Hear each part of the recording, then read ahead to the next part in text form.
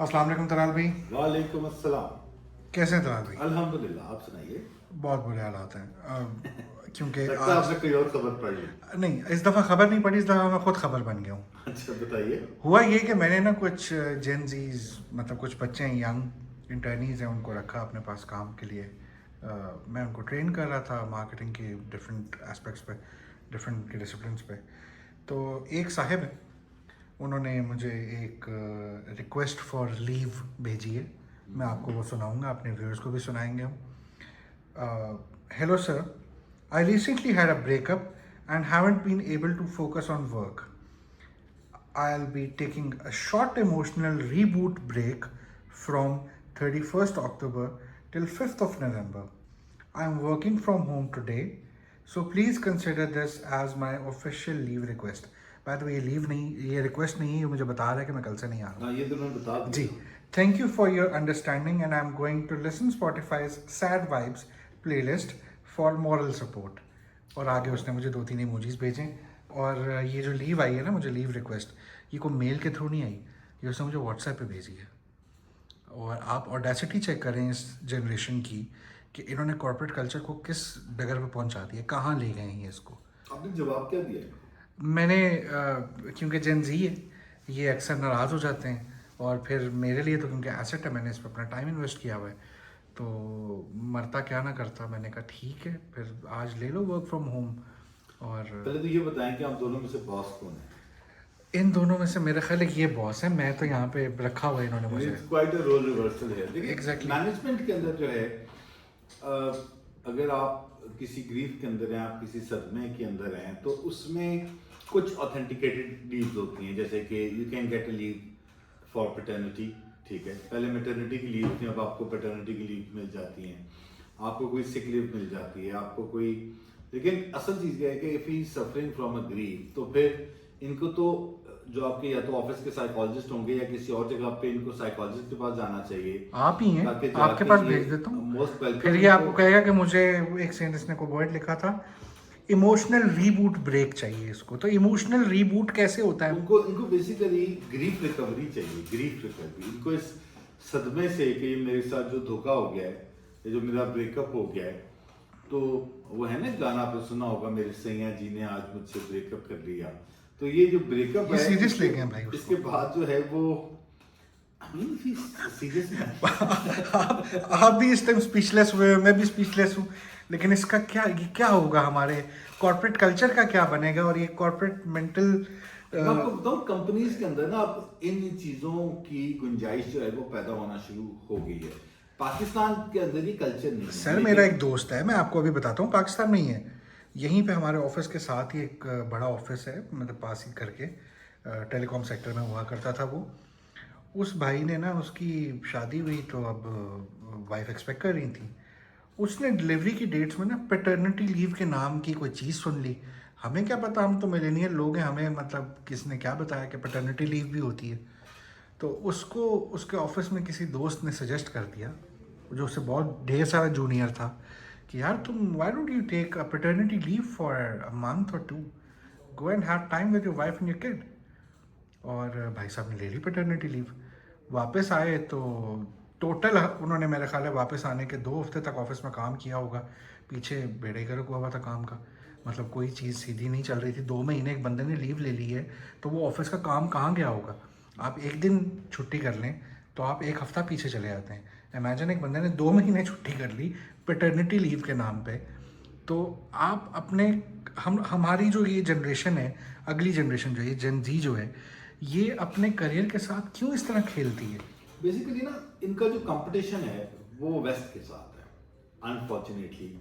और जो वेस्ट का कल्चर है वो पाकिस्तान के कल्चर से बहुत मुख्तलिफ है। अब इसमें थोड़ा अंडरस्टैंडिंग का पॉइंट ये है कि बाहर के कल्चर के अंदर जो पैटर्निटी लीव है उसका कॉन्सेप्ट इसलिए है क्योंकि women is also working and man is also working. वहाँ पे आप के घर के अंदर आपके माँ बाप, आपके दादी दादा और आपकी पुप्पियाँ और ये पूरी फैमिली आपकी सपोर्ट के लिए नहीं पहुंच जाती। आपको ससुराल वाले आके आपके पास सास आपके 4 महीने नहीं रहती, ठीक है। छिल्ले तक जो है ना वो लड़की माँ के घर भी जाके नहीं रहती। So you have to do it on your own. जी। तो वहाँ पर एक कल्चर है कॉर्पोरेट कल्चर के अंदर कि आपको पैटर्निटी लीव मिल जाती है। ये बिल्कुल ऐसे ही है जैसे कि वहां पर 18 साल का बच्चा इंडिपेंडेंट हो जाता है और वो जाके अपने घर में रहने लगता है। जी 16 साल की उम्र पर माँ बाप कहते हैं कि बच्चे अपना बंदोबस्त कर लो, लेकिन पाकिस्तान के अंदर तो है वो ऐसा कोई कल्चर मौजूद इसलिए नहीं है क्योंकि यहाँ पर 40-50 साल की उम्र के बच्चों को भी मैंने देखा है, ये उम्र के बच्चे में जी जी बच्चे हैं बिल्कुल। जो पेरेंट्स हैं वो ही सपोर्ट कर रहे होते हैं और उनके यानी पता भी नहीं लगता बच्चों को कि जैसे कि आपको पता है कि बच्चे कैसे पल रहे हैं या पीछे कोई पाल रहा है। बिल्कुल there is lot of support ये क्योंकि आप बहुत देर तक रात काम करते रहते हैं और मुझे अंदाजा है कि पीछे कोई फैमिली सपोर्ट सिस्टम है ना, अगर वो ना हो तो आप क्या करेंगे? कोलैप्स कर जाता है इवेंचुअली। कोलैप्स नहीं, आप घर पहुंचे होंगे बिल्कुल वो वही ना, यहाँ आप एक चीज मैनेज कर एंजॉय सकते नहीं कर सकते। या अब यहाँ पर भी जो कल्चर है ना वो ये है कि जी मैं 18 साल का हो गया। भाई 18 साल का होने का मतलब क्या ये है कि अब आपने अपनी फाइनेंशियल जिम्मेदारी उठाना शुरू कर दी है कि आप अब जो है वालिदैन से कोई पैसे नहीं लेते, क्या आपकी अपनी गाड़ी आप खरीदना शुरू हो गया, आपने अपना अपार्टमेंट ले लिया जो कि आप खुद अफोर्ड कर रहे हैं, आप अपनी एजुकेशन को खुद, पैसा हर चीज जो है वो माँ बाप से लेना है, लेकिन अप्लाई जो करना है वो वेस्टर्न कल्चर। तलाल भाई यही मसला है ना। मैं एक छोटी सी आप सॉरी मैं आपकी बात काट रहा हूँ। मेरा एक क्लाइंट था यूएस में, ठीक है, उसका एक बेटा था जो 8 साल का था, ठीक है। उस 8 साल के बच्चे ने अपने ही सोसाइटी के अंदर ना, अपने जिस एरिया में वो रहता था वहाँ पर उसने कार वॉश का बिजनेस बना लिया 8 साल के बच्चे ने। हमारा यहाँ पे 8 साल का बच्चा टॉम एंड जेरी बंद हो जाए तो रोना शुरू हो जाता है। मतलब आप इमेजिन, फिर अगर बनना है पूरा, अगर पूरा आपने उनको फॉलो करना है तो पूरा फॉलो करो ना, आधा क्यों फॉलो करते हो? 18 साल का बूफे ले लेते हैं ये कि हमें अब इंडिपेंडेंट होना है, हम अपने डिसीजन खुद लेंगे। डिसीजन खुद लोगे तो पैसे भी तो खुद कमाओ ना, बाप से क्यों ले रहे हो? अक्सर ये जो चैलेंज है ना, ये अक्सर टीनेज का तब आता है कि अब we are 18, we are independent, you can not ask us, ठीक है, हमारी मर्जी है, ठीक है। मसला ये है कि जब मैं उन्हें कहता हूँ वालिदैन को, जब इन्हें कहें कि बेटा आपकी मर्जी है तो आज के बाद से अपना फाइनेंशियल जिम्मेदारी भी आप खुद उठाएं, बिल्कुल। तालीम का खर्चा खुद उठाएं, अपनी गाड़ी आप खुद खरीदें, हमारी भी इस्तेमाल कर सकते हो, अपना खुद गाड़ी ढूंढ के उसमें रहें। मैंने देखा है कि वो बारे में सारी हवा निकल जाती है। So you don't compare yourself with the western culture when you have a different set of values. या तो फिर आप आउटग्रो कर जाएं, फिर आप वही वैल्यूज अपना लें तो फिर आप वहां चले जाते हैं। और प्लस वेस्ट के अंदर ही गर्लफ्रेंड बॉयफ्रेंड की गुंजाइश है, पाकिस्तान के कल्चर में कौन से गर्लफ्रेंड बॉयफ्रेंड की गुंजाइश है? यहाँ पे तो ये अभी यहाँ तो ढूंढ रहे मियां हैं। बीवी होते हैं। हाँ, कोई अगर कहता है कि सर मैं डाइवोर्स से गुजर रहा हूँ और मेरे लिए बड़ा डिफिकल्ट टाइम है, शायद आपका दिल नरम पड़ेगा। लेकिन ये जो गर्लफ्रेंड बॉयफ्रेंड के लिए आपका दिल नरम पड़ा ये है, ब्रेकअप पे भाई ने इस मुझे पे छुट्टी ले ली। इस पे मुझे सोचना पड़ेगा। नहीं, ब्रेकअप पे छुट्टी ले ली है क्योंकि ये बनता नहीं है ना, यहाँ पाकिस्तान के अंदर कल्चर के अंदर इस चीज की एक्सेप्टेबिलिटी और नहीं है। आगे से जो एक वो कॉर्पोरेट फॉर्मेलिटी थी ना वो तो खत्म ही कर दी ना। मुझे एंड में लिख रहा है कि मैं स्पॉटिफाई के सैड सॉन्ग्स की प्लेलिस्ट सुनूंगा तो शायद थोड़ा सा इमोशनल सपोर्ट मिल जाए मुझे। वो मैं ख्याल आपको भी कोई रुझान दिलाने की कोशिश मतलब कर नहीं, रहे थे। exactly। सर आप भी गौर करें इस तरफ के स्पॉटिफाई के अंदर बड़ी हीटिंग है। लेकिन आपको बताऊं कि time doesn't makes you better, time makes you more of what you already are. हाँ, अगर ये कहता है कि सर मुझे कोई थेरेपी की जरूरत है क्योंकि मैं बहुत डिफिकल्ट है, मैं काम पर फोकस नहीं कर रहा, तो मुझे जो है वो एक मेंटल हेल्थ लीव दे दें, सिक लीव दे दें फॉर 4-5 डेज, तो that would have been a better you know demand from his side. लेकिन ये भाई साहब जो है वो straight on the face, straight on the face, तो ये टू मच है। मैं I take it as too much. Sorry, that is not how it should B.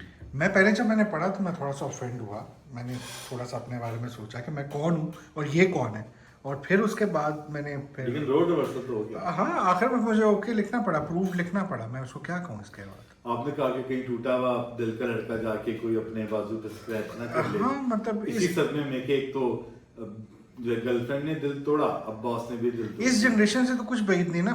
मतलब मरता मरता मेरे नाम का सुसाइड नोट लिख जाएगी, उसने मुझे लीव नहीं दी लेकिन तो मैं मैं आपको गया। बताऊं कि ये बड़ी खूबसूरत जनरेशन है। अगर आप देखें कि गो के इनको कल्चर और वैल्यू की वो वैल्यूज नहीं पता, इनको इंडिपेंडेंस का वो मतलब नहीं पता जो कि इस माशरे का एक्चुअली है, but still they like to be like that, they tend to follow those cultures, those rituals, they are part of western without filtering them to the eastern. मतलब अब अजीब जो है ना वो एक कम्प्लेक्स है। ये बिल्कुल उन्हीं लोगों की तरह है जो कुरान पाक की आयत को पढ़ पढ़ के अपने मतलब के लिए इस्तेमाल करते बूफे हैं, बनाया प्रैक्टिस कोई नहीं। बूफे से वो लगा हुआ। इसी तरीके से वेस्टर्न कल्चर के अंदर जो काम की बात है वो माँ बाप को कन्फ्रंट करने के लिए रख लेते हैं, लेकिन उस कल्चर के जो बाकी इंग्रेडिएंट्स हैं, जो जिम्मेदारी वाला काम है, तो वो नहीं, मतलब ये तो नहीं होता ना कि आप खाली ऊपर से मलाई खा ले दूध ना, हाँ, we have to get the package. जब इनसे इंडिपेंडेंट होने के बाद जब मैंने कहा ना कि अपनी जिम्मेदारी खुद उठाओ, तो उस time they act like an ostrich. फौरन से पहले मुंह मिट्टी के अंदर दबा दिया, बिल्कुल, denial में चले जाएंगे। डिनाइल में चले जाएंगे। और इनको समझाना एक दुनिया का अजाब है। बिल्कुल ऐसे। मैं क्योंकि अब बहुत ज़्यादा इन लोगों के साथ इंडल्ज होना शुरू हो गया, क्योंकि मैं नए टैलेंट को लेके आ रहा होता, तो अब जब मैं इनके साथ काम कर रहा होता हूँ ना, तो मैं मिस करता हूँ पुराने अगर आपकी लोगों जगह को। मैं होता तो पता क्या रिप्लाई करता?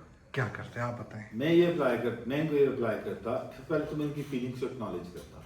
मैं कहता कि आई अंडरस्टैंड कि आप किस जो है वो तकलीफ से गुजर रहे हैं, और अगर लेकिन मसला ये है कि अगर आप अकेले रहेंगे अभी भी, तो मेरा दिल नहीं कर रहा कि मैं आपको अनसुपरवाइज छोड़ूं। मेरा दिल कर रहा है कि आप ऑफिस आएं और मैं आज आपको अपने एक दोस्त से मिलाऊं जो कि ब्रेकअप स्पेशलिस्ट है, यानी कि और ब्रेकअप स्पेशलिस्ट के पास आए और जाके अपनी वहां पे कोई हीलिंग कराएं, और उसके बाद अगर आपको वंस यू आर हील्ड और आपको 2-3 दिन का रेस्ट चाहिए होगा तो आप जरूर कर लें। सही। अच्छा, वैसे आपसे एक बात है कॉर्पोरेट मेंटल हेल्थ के बारे में। जी। कॉर्पोरेट्स में बहुत ज़्यादा आप शुरू कर दिया है वहाँ पर अपने पास साइकोलॉजिस्ट बिठाने।